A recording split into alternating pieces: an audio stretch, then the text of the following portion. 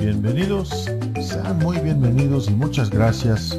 Gracias por estar con nosotros en este maravilloso día, llegándoles desde la hermosa ciudad de Guadalajara, Jalisco. Yo soy John Anthony Michel y esta es una serie de videos tutoriales sobre el derecho mexicano. Para usted, abogado, que quiere un pequeño repaso sobre estos temas tan importantes, alumnos en toda la República Mexicana, no se desesperen, la ayuda que han buscado ya está aquí. O simplemente, si eres del público en general y quieres saber un poquito más sobre el derecho, estos videos son para ustedes. Esperamos que sean útiles para lo que sean sus necesidades. Una vez más, yo soy John Anthony Michel y muchas gracias por acompañarnos. Y muy bien, compañeros y amigos, muchas gracias por acompañarnos en otro video de los secuencia de videos tutoriales sobre el derecho mexicano.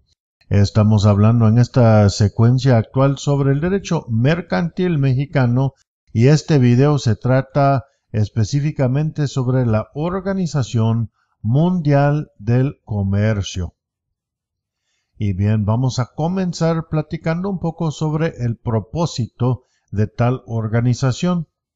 Dice, la OMC pretende integrar a países de todo el mundo, incrementar el desarrollo a través de productividad y elevar el nivel de vida para las naciones que lo conforman.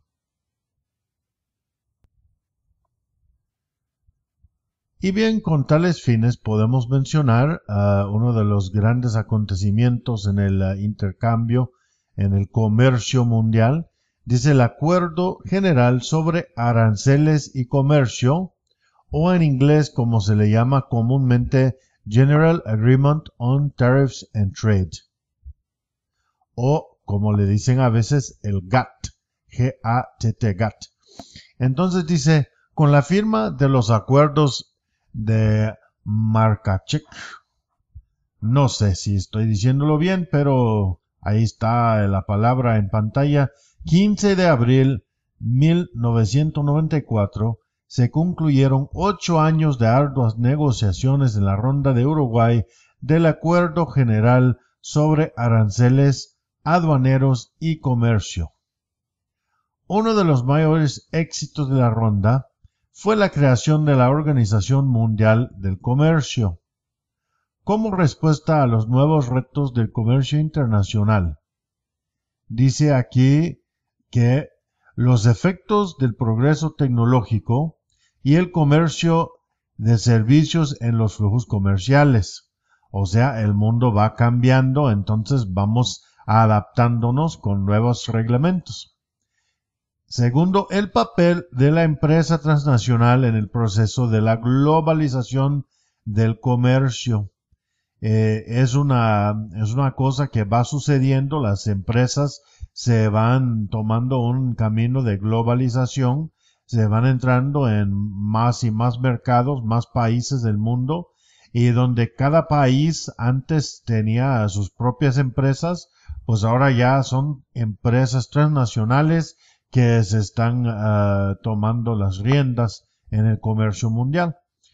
Y tercero, dice la producción, el surgimiento de los países de desarrollo como motores del comercio internacional. Hablando un poco sobre los antecedentes de la formación del GATT, podemos destacar que con el objeto de proporcionar una amplia liberalización del comercio, Estados Unidos e Inglaterra buscaron por un largo periodo los mecanismos que permitían dicha liberalización.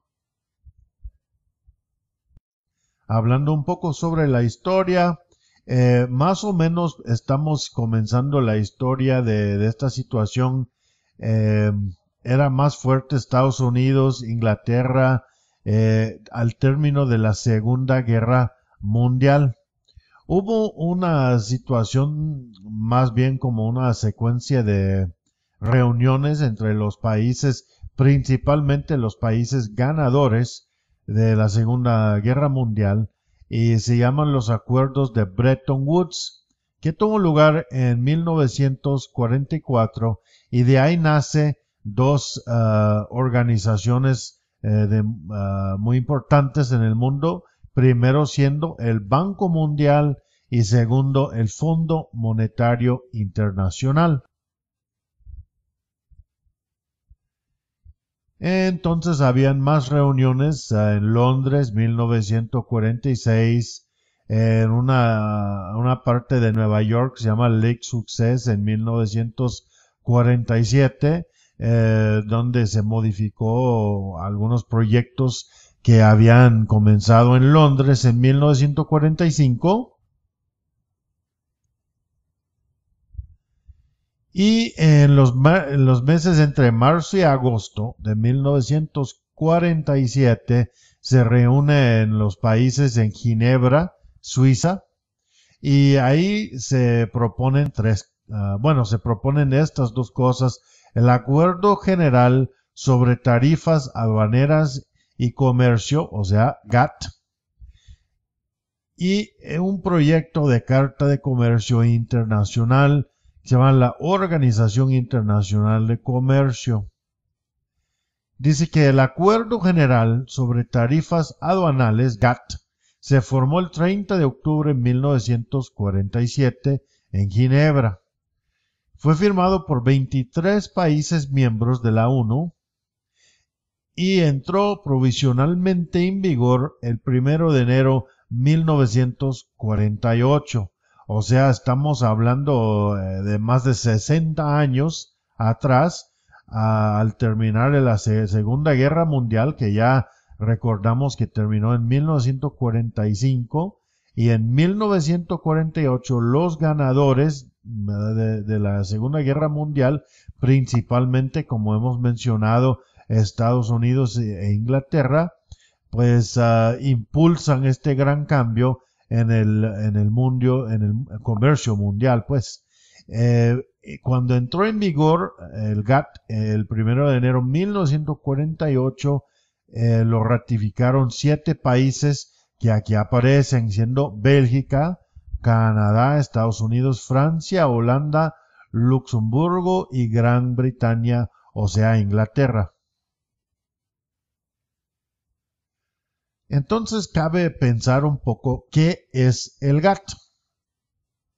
Número 1 dice: el GATT, Acuerdo General sobre Tarifas Aduaneras y Comercio, es un tratado multilateral que regula el comercio internacional. Cuando hablamos de un tratado internacional, estamos básicamente hablando de un contrato. Ya sabemos todos lo que es un contrato, pero esta vez un contrato entre países. Entonces, este contrato, o sea, este tratado multilateral, involucra actualmente a 123 gobiernos en el mundo y abarca 9/10 partes del comercio mundial, una representación de la cual aparece aquí en pantalla. 9/10, o sea, el 90% del comercio mundial está reglamentado por el GATT. Punto y aparte, dice el número 2, el GATT es un foro de negociaciones comerciales para libre comercio que pretende reducir o eliminar barreras arancelarias y de impuestos y no arancelarias, licencias y cuotas. Ahora bien, hablando un poco de los principios generales del GATT, podemos mencionar la de la nación más favorecida. Básicamente, el estatus de nación más favorecida se refiere a que los beneficios arancelarios y no arancelarios que se otorgan a un país miembro deben también otorgarse a todos los demás. Entonces, si eres miembro del club, debes recibir el mismo trato comercialmente que reciben todos los demás miembros. Segundo, podemos mencionar trato no discriminatorio. Significa que las mercancías importadas deben recibir el mismo trato que las nacionales frente a leyes y prácticas comerciales del país importador. Si tu país produce, por ejemplo, café, pero tu país permite también la importación de café de otros países que son miembros del GATT, no puedes favorecer a tu café nacional sobre el café importado.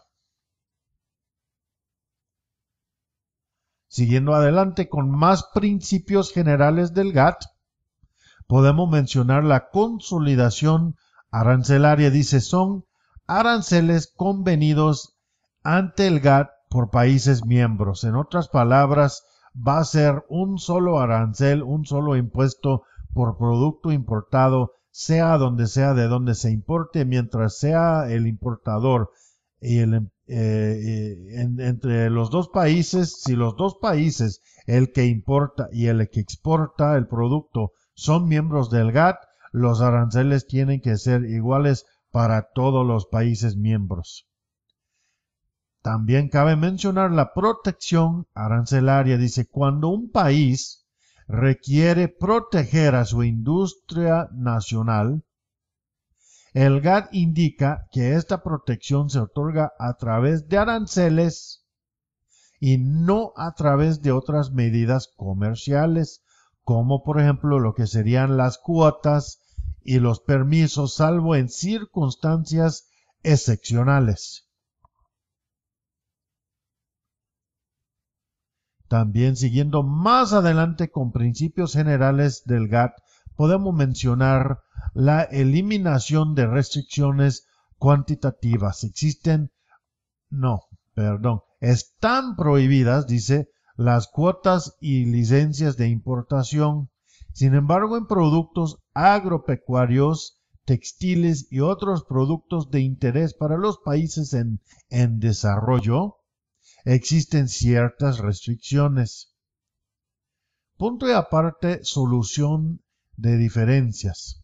Cuando cualquier país estime que otro anule o pone en peligro sus derechos comerciales, pueden acudir al GATT como una mediación o como una arbitración para los países miembros en asuntos comerciales, obviamente. Y finalmente, en este último diapositivo podemos mencionar los últimos principios generales sobre el GATT. Dice, salvaguardas. Cualquier país puede proteger temporalmente sus productos nacionales de un aumento repentino de importaciones, incrementando los aranceles consolidados o con cuotas. Estas medidas se aplican a todos los miembros del GATT y, como hemos mencionado, deben ser temporales. Finalmente, acuerdos comerciales regionales. El GATT permite la integración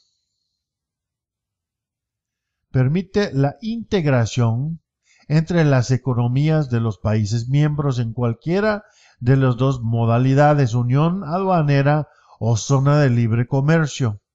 Estas integraciones no deben imponer obstáculos a los intercambios comerciales con el resto del mundo y son una excepción al principio de la nación más favorecidas. Un ejemplo de cuál sería la Unión Europea.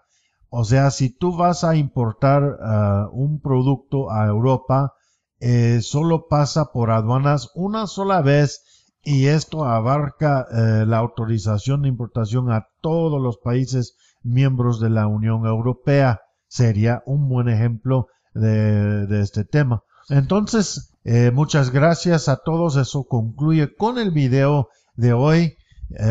Espero que haya sido de su agrado y que haya sido útil. De todas maneras, muchas gracias por estar con nosotros y hasta la próxima.